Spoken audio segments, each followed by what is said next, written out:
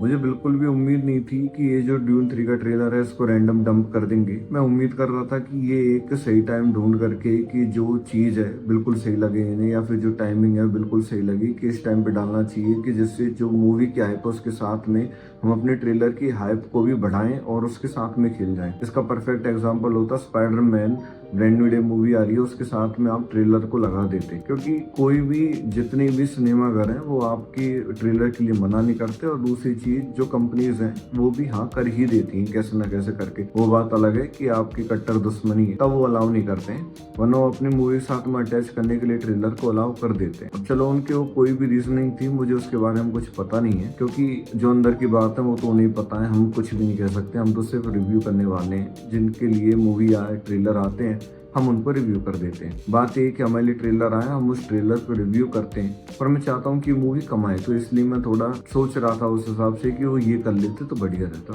खैर चलो कोई बात नहीं, उन्होंने जो भी चीज करी है सोच के ही करी है, कोई दिक्कत की बात नहीं है। बात ये है कि अब हम ट्रेलर पे बढ़ते हैं, तो जो इससे पहले जो टीजर ट्रेलर था उसके अंदर हमें चीजों को बता दिया था कि ये चीजें जो होंगी, स्टेक्स बहुत हाई है। बात ये है कि अब मिशन अल गायब है, वो बिल्कुल क्रैक हो चुका है, वो कुछ भी करने को तैयार है, वो लिटरली कुछ भी करने को तैयार है। वो एक बार अगर किंग बन जाए तो उसके बाद में जो मैडनेस है जो उसकी बुक्स है, बुक्स के अंदर जो दिखाई थी उस मैडनेस को ये मूवी है वो टेक ओवर करेगी और उस हिसाब से उस पूरी मैडनेस को, उस पूरी जर्नी को दिखाएगी।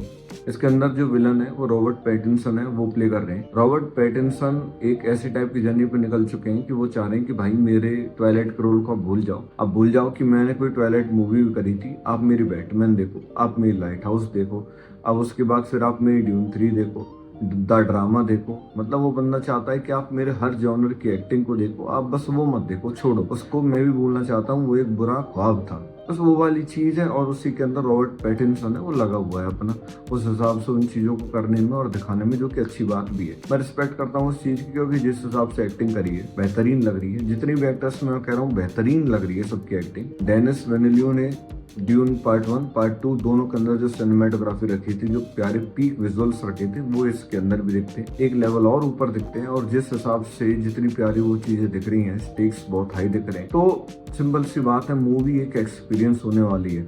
हमें literally star Wars, Lord of the rings के बाद में एक परफेक्ट ट्रिलॉजी देखने को मिलेगी। द हॉबिट भी थी, ऐसे बहुत हैं ट्रिलॉजीज, मुझे अभी याद नहीं आ रही है, पर मैं आपको गोटेड बता रहा हूँ, तो उनमें से ये भी गोटेड बनने वाली है। ये मेरे लिए एक एब्सोल्यूट सिनेमा वाली चीज होने वाली है। क्यों?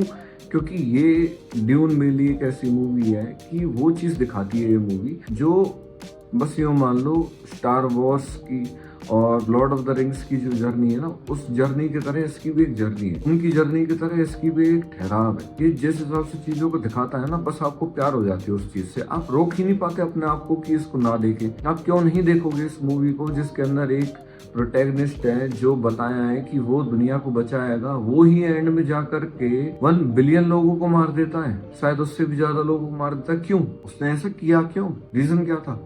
जब वो जो एक टेक डाउन वाली चीज है वो पता लगेगी ना, तब ये पीक सिनेमा बनेगा।